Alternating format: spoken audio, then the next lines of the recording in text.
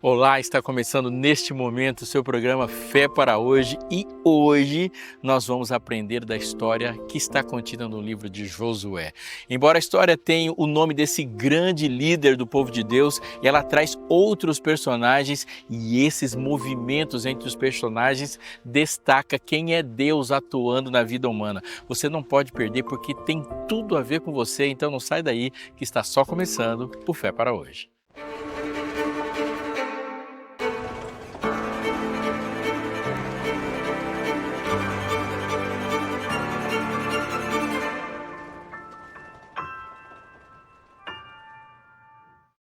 Josué, filho de Num, nasceu no Egito, no tempo em que o povo hebreu ainda vivia sob o jugo da escravidão. O seu nome original era Oséias, que significa salvação, mas Moisés o renomeou como Josué, o Senhor é salvação. Esse nome é comum para você. Jesus é o cognato para Josué e Yoshua. Esse novo nome já indicava o propósito da sua vida, ser um instrumento da fidelidade divina no cumprimento da promessa feita a Abraão. Ainda jovem, Josué já se tornou um servo e assistente pessoal de Moisés e acompanhou Moisés de perto nas experiências mais marcantes dessa caminhada do povo de Deus no deserto. Ele viu as pragas do Egito, ele atravessou o Mar Vermelho junto com o povo, ele subiu uma parte do Sinai e permaneceu próximo à tenda da presença, cuidando para que nada profanasse naquele episódio descrito no livro de Êxodo, capítulo 33, especialmente no verso 11. Quando Israel se aproximou da terra prometida, Josué foi escolhido entre os 12 espias enviados para observar Canaã. Essa história está lá no livro de Números, capítulo 13.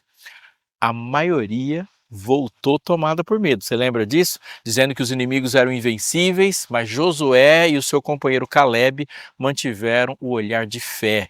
Se o Senhor se agradar de nós, ele disse, nos fará entrar nessa terra e dará essa terra a nós. Essa confiança o destacou Josué como um homem íntegro e corajoso.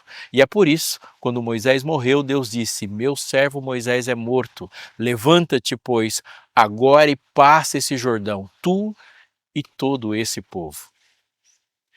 A missão de Josué era dar continuidade ao que Moisés havia começado. Não apenas conquistar a terra, mas estabelecer o povo nas promessas de Deus. Sob a liderança de Josué, Israel atravessou o Rio Jordão de maneira miraculosa. As águas se abriram quando os sacerdotes colocaram os pés naquela correnteza. Foi um sinal claro de que a presença de Deus continuava conduzindo o povo. Depois veio a famosa Batalha de Jericó. As muralhas caíram depois de 7 dias de marcha silenciosa e o toque das trombetas deu o toque para a ruína da resistência daquela cidade condenada. Josué mostrou que vitória não dependia de armas. Vitória se conquista com obediência. O livro também mostra o seu zelo em manter aquele povo unido. Ele reuniu as tribos para renovar a aliança e reafirmar que toda conquista era resultado, sem dúvida nenhuma, da fidelidade de Deus e não da força humana. Em várias passagens, repete o tema da promessa cumprida. Nenhuma promessa falhou de todas as boas palavras que o Senhor dissera à casa de Israel. Tudo se cumpriu. Josué 21, 45. Ainda assim, a história registra seus momentos de fragilidade. Um dos conhecidos momentos é o acordo que ele fez com os gibeonitas, quase uma tragédia. Eles enganaram Josué fingindo ser estrangeiros distantes e o líder, sem consultar o Senhor, fez uma aliança com eles. Esse episódio trouxe consequências e se tornou um lembrete de que até o mais fiel dos líderes pode errar quando confia em sua própria percepção. O texto diz: os homens de Israel tomaram da provisão deles e não pediram conselho ao Senhor. Josué 9,14. Josué aprendeu que depender da orientação divina é um exercício constante, mesmo quando a decisão parece simples. O seu relacionamento com Deus se destaca pela reverência e Josué é íntimo de Deus. Ele é descrito como alguém que se prostrava diante da presença divina, como na visão de um príncipe do exército do Senhor antes da batalha de Jericó. Ali, Josué reconheceu que o verdadeiro comandante da guerra era o próprio Deus. Essa postura mostrou toda a sua liderança, a marca da sua liderança, firme nas decisões, mas consciente de que sucesso vinha do alto. No final da sua vida, Josué convoca o povo em Siquém e faz um discurso que resume seu coração de servo. Escolhei hoje a quem servais. Eu e a minha casa serviremos ao Senhor. Josué 24:15. Ele sabia que a fidelidade não se resume a uma conquista, mas a um estilo de vida. A trajetória de Josué ensina que a confiança em Deus sustenta cada passo e que as vitórias nascem, repito, da obediência e que liderança verdadeira é fruto de serviço e de uma relação de dependência. A história desse homem mostra que coragem alinhada à fé transforma deserto em herança e promessa em realidade. Josué viveu como quem sabia que toda a terra conquistada é, antes de tudo, um território da graça.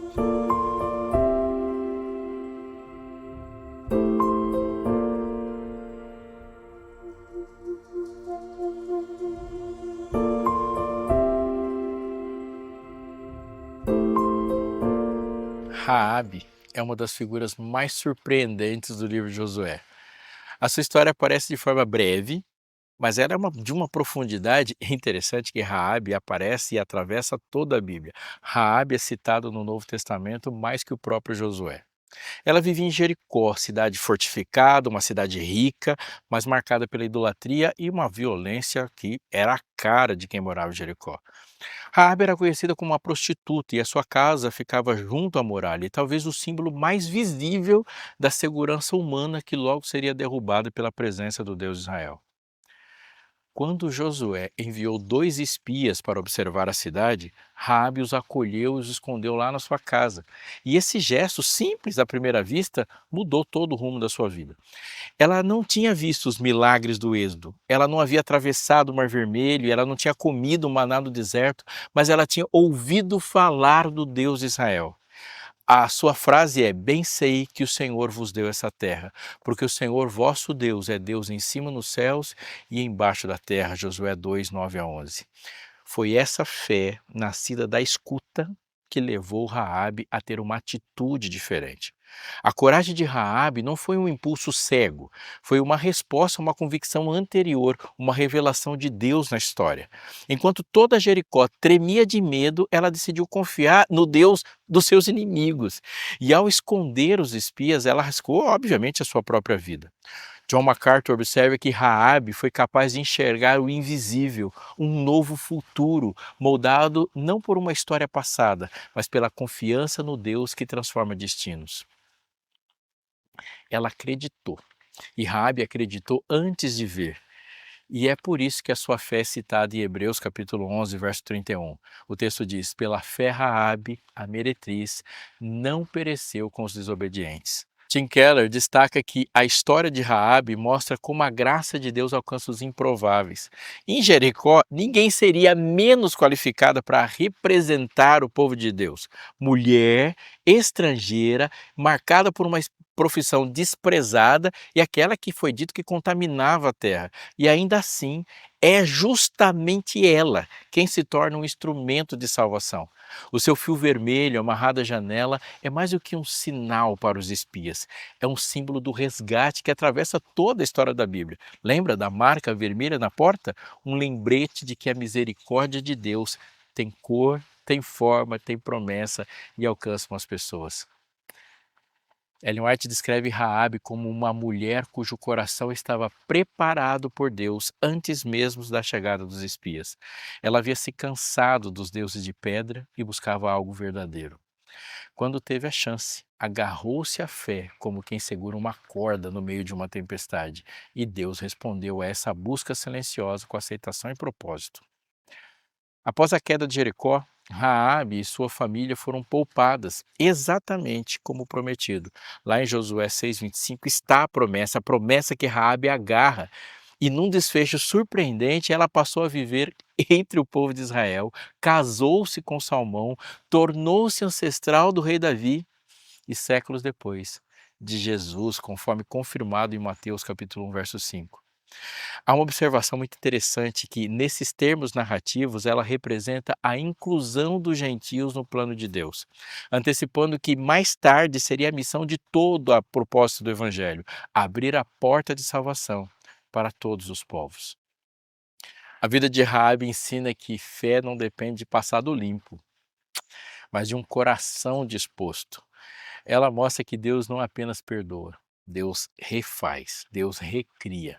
Raabe entrou na história bíblica como uma mulher marcada pelo pecado, mas saiu dela como exemplo de coragem, discernimento e transformação.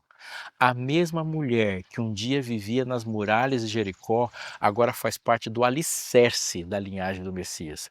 A sua história é uma lembrança viva de que ninguém está longe demais para ser alcançado pela graça e que toda confiança genuína, essa, quando é colocada em Deus, é capaz de derrubar muralhas do lado de fora e do lado de dentro.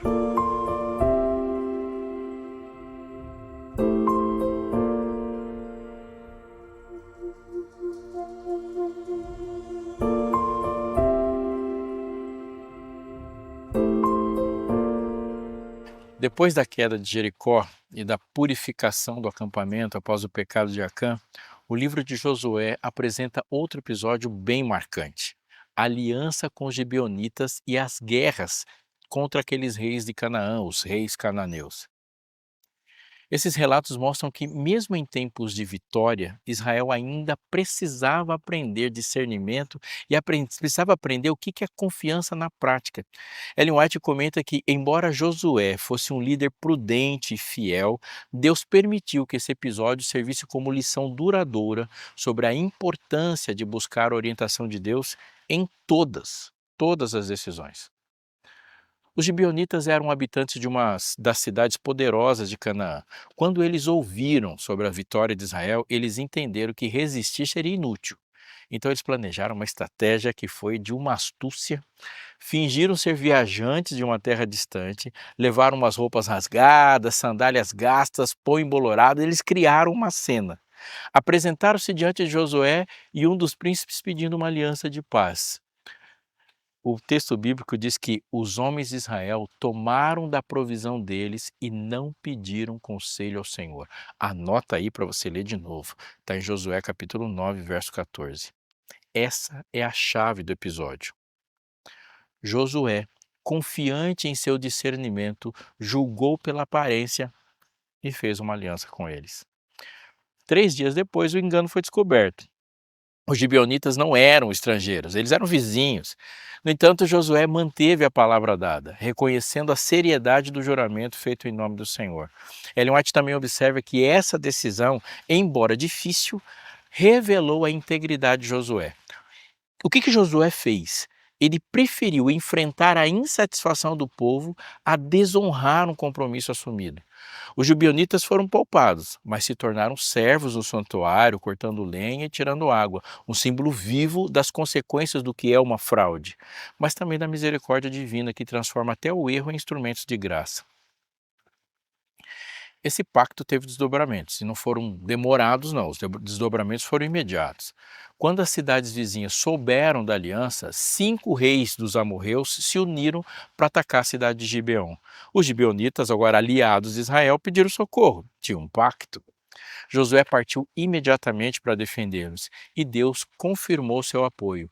Não os temas, diz o Senhor, porque os tenho dado nas tuas mãos. Durante a batalha, o Senhor confundiu os inimigos com pedras de granizo e prolongou o dia para garantir a vitória de Israel. A frase, o sol detém-se em Gibeon, está escrita em Josué 10:12. Está lembrando da música? Até eu lembrei agora, né? E ela é uma famosa, de um clássico da história de Josué. A verdade é que essa frase aqui tornou-se um dos grandes sinais da presença ativa de Deus na condução da história. Essas vitórias mostraram ao povo que nenhuma força humana pode se opor ao propósito divino. Ellen White também escreveu que o segredo do sucesso de Josué estava em sua obediência e na sua fé que não se abalava por qualquer coisa. Enquanto Israel permanecia fiel, nenhum poder podia resistir ao seu avanço.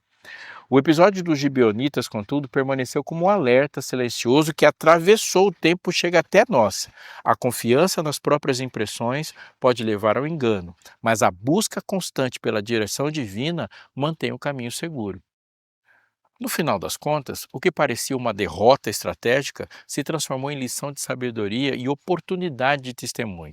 Os gibeonitas estavam e se posicionaram, se colocaram como enganadores, mas eles passaram a servir no culto ao Deus verdadeiro. E as guerras contra os reis cananeus consolidaram o domínio de Israel na terra, pelo menos por até aquele momento. Assim, mais uma vez, o livro de Josué revela que a história da conquista não é, anote, não é apenas sobre batalhas ou sobre territórios, mas sobre um Deus que conduz, Deus que corrige, um Deus que cumpre suas promessas e cumpre suas promessas através das pessoas que aprendem a depender dele a cada passo da vida.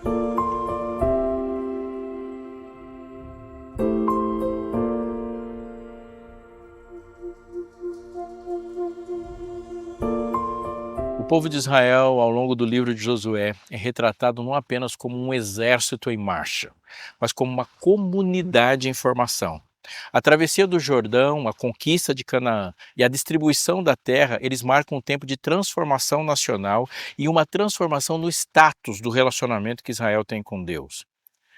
Eles deixaram para trás aquela geração do deserto e se tornaram uma nação estabelecida, chamado para viver de acordo com os princípios da aliança. Essa fase, ela é um ponto de transição entre a dependência e a responsabilidade. O momento em que Deus precisava levar o seu povo a aprender que esse mesmo Deus que libertou eles do Egito, agora os convidava a viver sobre o seu governo. E anote bem essa frase, porque ela é muito importante para nós. Deus levou sobre si a nossa culpa, mas não a nossa responsabilidade. Desde o início do livro, o Senhor deixa claro que a posse da terra prometida não seria apenas uma questão militar. Em Josué, logo no primeiro capítulo, nos versos 7 até o verso 8, Deus instrui Josué: tão somente ser forte e muito corajoso, para teres o cuidado de fazer conforme toda a lei, e não te apartes dela, nem para a direita e nem para a esquerda. A vitória de Israel dependia da obediência, não da força. E essa verdade se torna o fio condutor de toda a história, do começo até o fim. Quando o povo caminhava em fidelidade, os muros caíam, os inimigos fugiam e as promessas se cumpriam. Mas, quando o coração deles se afastava, surgiam derrotas, surgia confusão, surgia vergonha. A travessia do Rio Jordão foi o primeiro grande teste coletivo. Assim como o Mar Vermelho havia se aberto para Moisés, o Jordão se abriu para Josué e o novo Israel. As águas pararam quando os sacerdotes, levando a arca da aliança, tocaram o rio. Era um gesto simbólico. O povo passaria da vida errante do deserto para a estabilidade da terra prometida, guiado não por estratégias humanas, mas pela presença de Deus. Aquele momento representava o selo da confiança divina sobre Josué e também o chamado à fé do povo. Logo após a travessia, Israel ergueu 12 pedras na cidade de Gilgal, naquele lugar chamado Gilgal. Isso está lá no quarto capítulo, aliás, de Josué, nos versos 20 até o verso 24. E aquele monumento de 12 pedras seria um memorial para todos que passassem por lá. Cada pedra representava uma tribo e servia de lembrança permanente do poder de Deus. Essa prática de marcar os atos divinos como memoriais é uma constante na história de Israel. O povo precisava aprender a se lembrar. Lembrar da libertação, lembrar de promessas, lembrar dos livramentos no decorrer da história. Porque a memória é o alicerce da fé. Quando Israel esquecia, Israel ficava desgovernado, literalmente perdia o rumo. A história de Jericó é o exemplo mais emblemático da obediência coletiva. Por 7 dias, o povo marchou em silêncio ao redor da cidade, ouvindo apenas o som das trombetas. No 7º dia, após a 7ª volta, as muralhas caíram. A vitória foi resultado de disciplina, junto com confiança. Nenhum grito humano derrubou Jericó, e é bom que isso fique bem claro. Foi o poder de Deus respondendo à fé.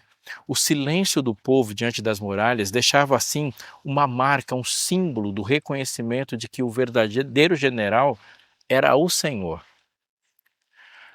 Mas logo depois da história de Jericó vem aquela derrota acachapante em Ai, e a causa foi diagnosticada pelo Senhor, o pecado oculto de um homem chamado Acã.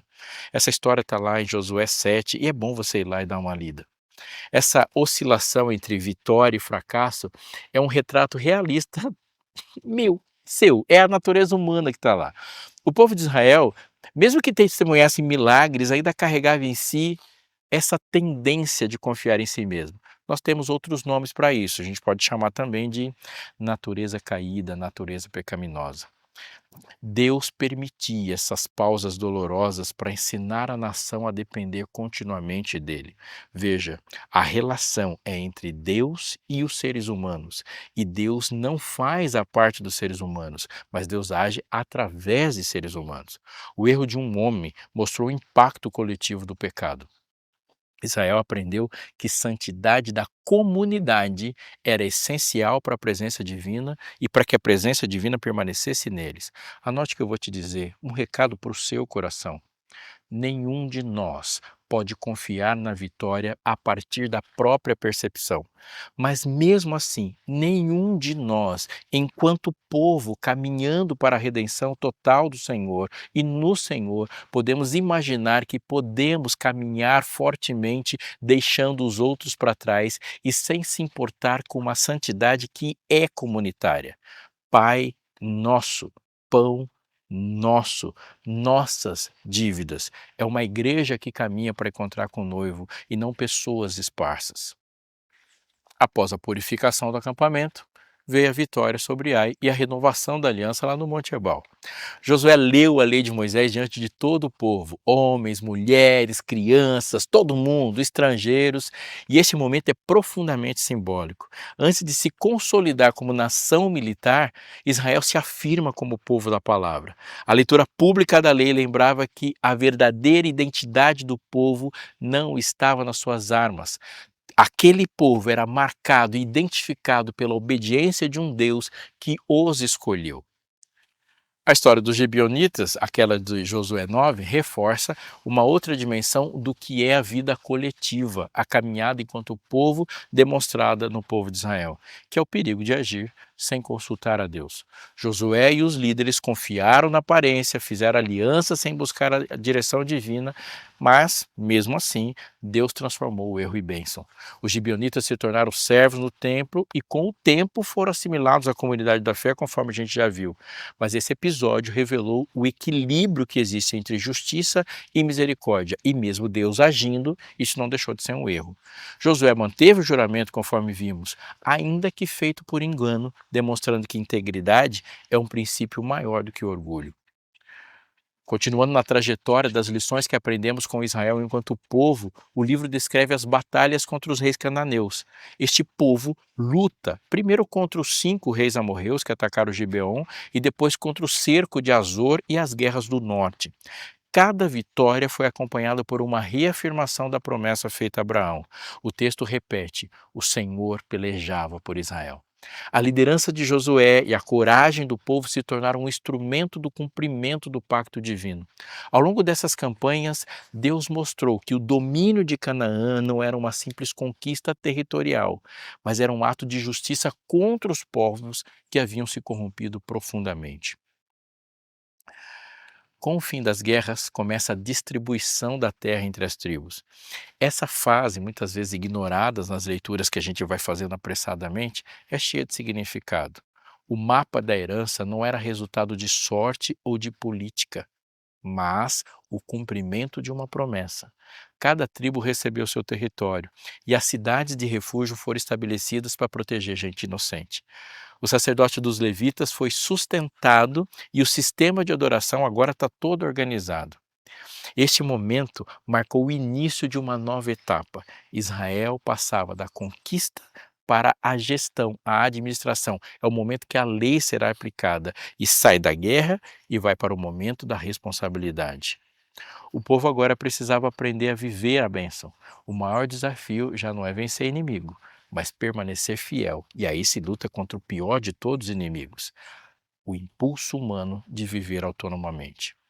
O capítulo 21 encerra essa fase com uma declaração grandiosa: nenhuma promessa falhou de todas as boas palavras que o Senhor dissera à casa de Israel. Tudo se cumpriu. Está escrito no verso 45.